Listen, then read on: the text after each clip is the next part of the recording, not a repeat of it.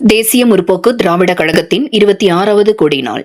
கிருஷ்ணகிரியில் உள்ள தேமுதிகவினர் கழக கொடியினை ஏற்றி வைத்து உற்சாகமாக கொண்டாடினார்கள்.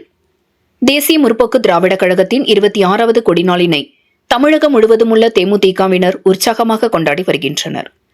தேமுதிகவின் நிறுவன தலைவர் கேப்டன் விஜயகாந்த் அவர்கள் 2005ஆம் ஆண்டு இந்த நாளில் கழக கொடியினை அறிமுகம் செய்து வைத்ததால் இந்த நாளை கொடி நாளாக கொண்டாடி வருகின்றனர். இதன் ஒரு பகுதியாக கிருஷ்ணகிரி சென்னை சாலையில் நகர செயலாளர் ரவி தலைமையில் மாவட்ட வர்த்தக அணி செயலாளர் விஜயகாந்த், மாவட்ட பிரதிநிதி வேல்முருகன் ஆகியோர் முன்னிலையில் மாநில வர்த்தக அணி துணைச் செயலாளர் பயனப்பள்ளி எம் முருகேசன், முன்னாள் மாவட்ட கழக செயலாளர் சீனிவாசன் ஆகியோர் சிறப்பு அழைப்பாளராக கலந்து கொண்டு கழக கொடியினை ஏற்றி வைத்து பொதுமக்களுக்கு இனிப்புகள் வழங்கினார்கள். முன்னதாக நிறுவன தலைவர் விஜயகாந்தின் திருவுருவப் படத்திற்கு மலர் தூவி மரியாதை செய்தனர். பின்னர் கழக கொடியினை ஏற்றி வைத்து கேக் வெட்டி கொண்டாடினார்கள்.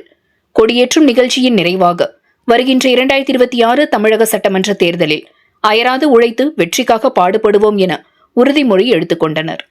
பின்னர் பொதுமக்கள் அனைவருக்கும் இனிப்புகள் வழங்கப்பட்டது. இந்த நிகழ்ச்சியில் மாவட்ட கேப்டன் மன்ற துணைச் செயலாளர் சந்திரன், கழக நிர்வாகிகளான பார்க் சிவா, நகர துணைச் செயலாளர் பெரியசாமி, மாவட்ட பிரதிநிதி ராஜவேலு உள்ளிட்ட ஏராளமான தேமுதிகவினர் கலந்து கொண்டனர்.